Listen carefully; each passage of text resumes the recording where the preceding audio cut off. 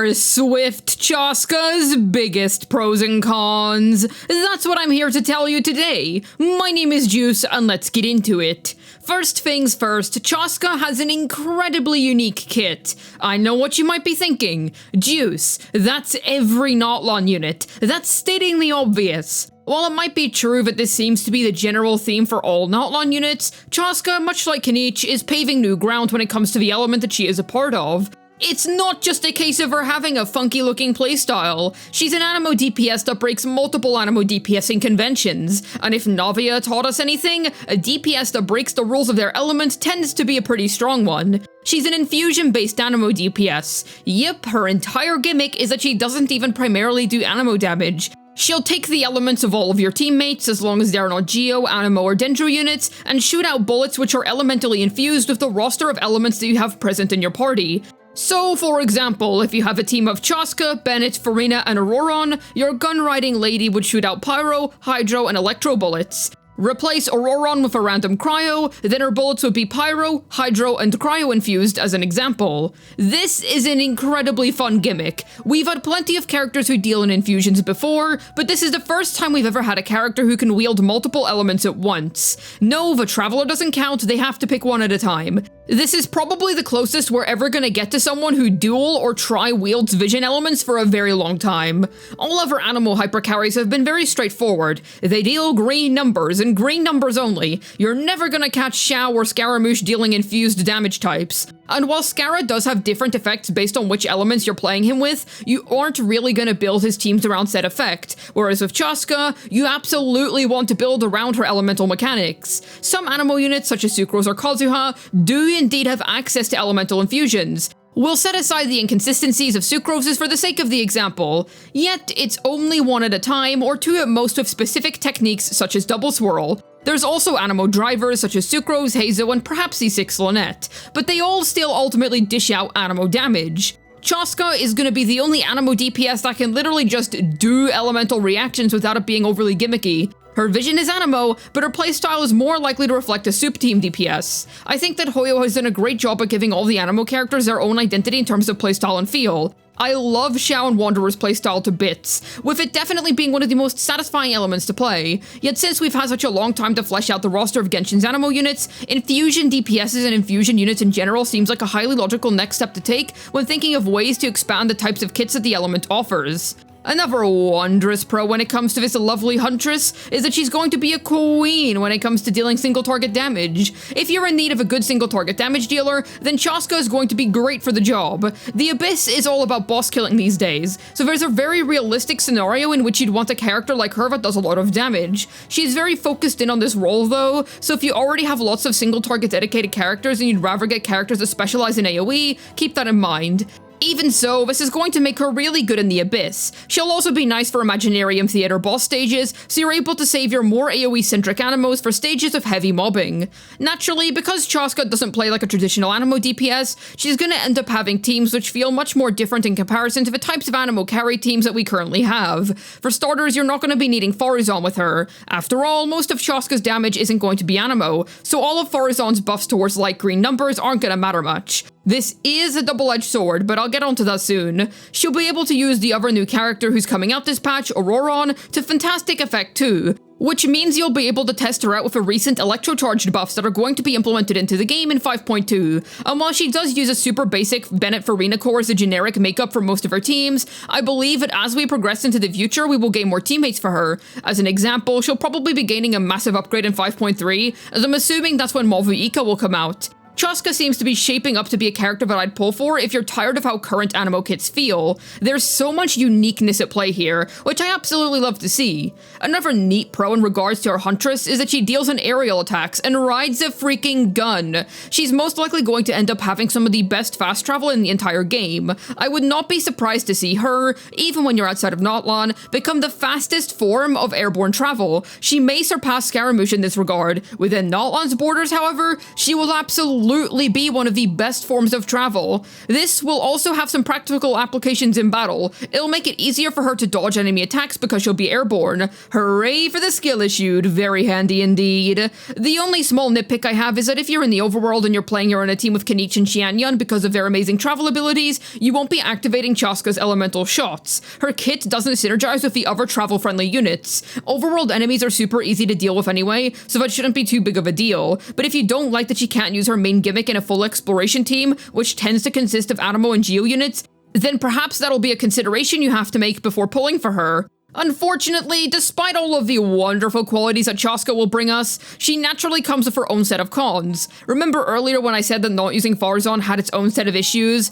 Well, while that does indeed make this DPS feel more free-to-play accessible, as she doesn't rely on a niche expensive 4-star to help her do her bidding, Faruzan is also just ridiculously good. Like even a C0 Faruzan with gameplay issues and whatnot is still best in slot and Xiao and Scaramouche teams. That's how good her buffing is. Even if you get Chasca C1, which allows you to not need 3 Electros, Pyros, Hydros, and Crows in your team, you'll only need 2, you're still not going to be dealing Anemo damage. At least, definitely not enough to justify using a teammate who's purely an Anemo damage buffer. Yet because Faruzan is as good as she is, it's kind of a shame that there is no way for Chasca to utilize her in a manner which would be worthwhile compared to other options. I do think that her being as unique as she is a very good thing, and I don't think it's a deal breaker that she doesn't use this unit. After all, to be frank, that immediately gives Chasca free-to-play friendliness points compared to the other Anemo DPSs, but it's also a shame in a sense, because this wildly good support is something that the other Anemo carries can use as leverage over her.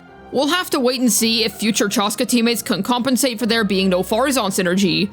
Another pressing issue is that dude. She is right next to Lyney. Not a Juice video without at least one mention of the guy, huh? But he's a wild single target DPS, so what do you expect? Also, just gonna get this out of the way, yes.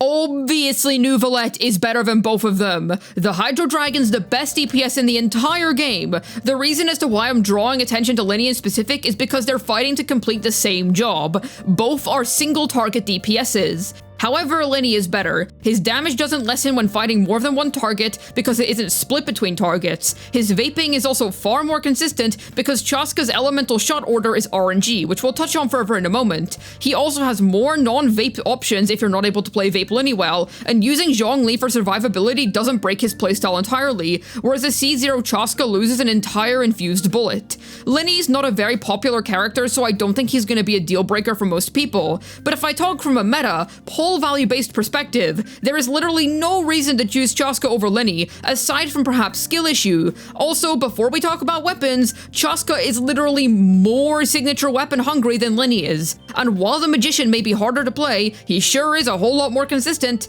Then my other issue, Mualani exists. She is also a single target-centric DPS that prefers boss-based scenarios in the Spiral Abyss. While plenty may disagree with me when I call Lyney S tier, surely we can all agree that Mualani is S. Not only is she shredding apart the speedrunning scene as if it were frail, thin paper, but even when used casually, her DPS is wild. Her only drawback is being harder to use optimally than Lyney if you're trying to play her really, really well. I find it difficult to justify getting Chasca as your main boss killer unit from Notlan when Mualani is S tier already. And Mavu Ika is right around the corner. Dude, even if Chasca gets a massive boost, the Shark Surfer might unironically become one of the Celestia killers. As in, if Mavu Ika is to Mualani what Shilunen was to Nuvolette, we are never escaping the Hydro DPS void. For those reasons, despite Chasca having some cool gimmicks going for her, plus being good in single targets, I can't see why you'd want her over Mualani or Lyney if we're talking in strictly meta terms here. Shoot, even Xingqiu, another single target DPS released during Notlan, is far more reliable than Chasca is. Something rather asinine about Chasca is that she can't proc Xingqiu or Yelan. You need to use Farina, as in it's literally not your choice. Otherwise, she genuinely isn't going to function with them. It's fine if not every character under the sun can utilize proccing units, but it does hurt their team accessibility by a solid amount. C6 Fischl also can't be procced by her, which seriously stings. Especially if you're a Prinzessin fan, because that's one of her biggest boons when it comes to her damage output. Fischl is still good with Chasca for the record, but I did want to mention that. I suppose you could argue that this promotes creativity as opposed to stifling it, considering that the traditional double Hydro duo and Fischl are pretty commonly used meta units. But even so, I consider this to be a rough flaw of hers. Not being able to fully utilize some of the most flexible characters in this game is a little yikes.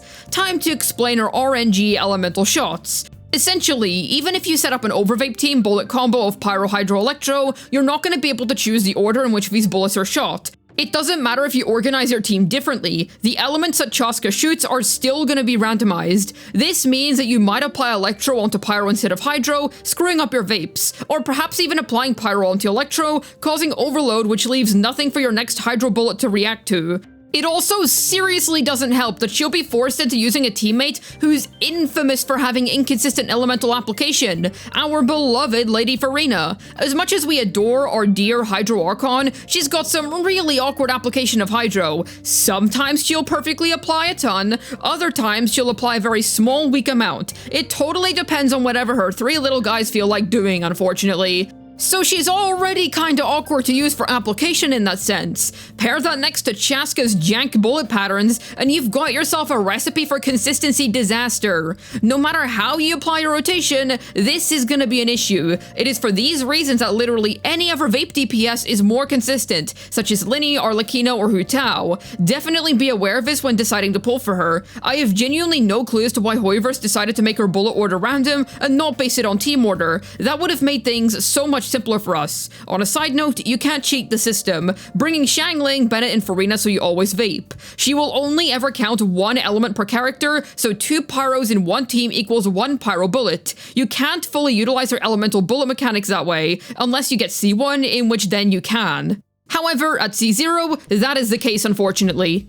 Another issue with her is that her craftable kinda sucks in comparison to your signature. It's a pretty big ravine. Mualani and Kenichi's craftables, while worse than their main weapons, are still fairly strong for them. Meanwhile, Chasca's craftable bow leaves a lot to be desired on her. Other bow choices aren't as good as her signature either, so sadly she feels pretty sig-locked. We'll have to wait and see if it's a Nuva-like case where the signature is a lot better than the craftable, but because the unit is so damn good, the craftable still feels super duper strong. Otherwise, as it stands, things are looking rough weapons-wise for her. This final point isn't really the worst thing in the world in my opinion, because it's fine for characters to have specialties, but Chasca is a lot worse in AoE because her damage lessens when she hits more opponents. The main issue with her doing this when Mualani does the same thing is the way that it's mathematically divided. For Mualani, negative damage percent is being added, so she keeps most of her damage. Whereas with Chasca, dude, it's hilariously bad. Essentially, the more enemies there are, the more split her bullets become. If there's one enemy, all 6 bullets get shot towards them. If there's 2, 3 per enemy. 3, 2 per enemy. 4, 2 for 2 of the foes, 1 for the other 2. 5, 1 gets shot with 2 bullets, the other's 1. Then with 6 enemies? Buddy, that's 1 bullet per enemy! Navia has a similar mechanic with her bullet division, but her bullet division is based on range, not the amount of enemies you're dealing with. And because Navia is a melee unit, you're gonna be close to the enemies anyway. Navia's bullets shoot out like a shotgun, so the further you are, the less they'll hit.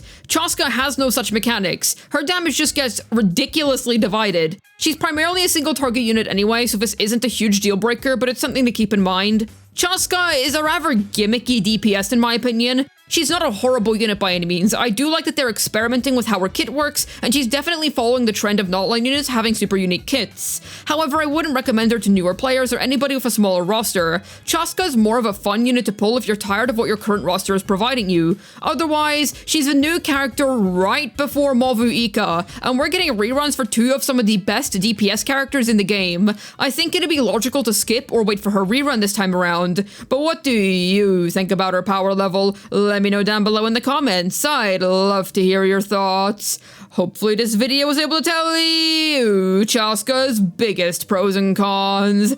This has been Juice, signing out. And is this character really named Chasca? Or is she truly just Shiny Chlorand?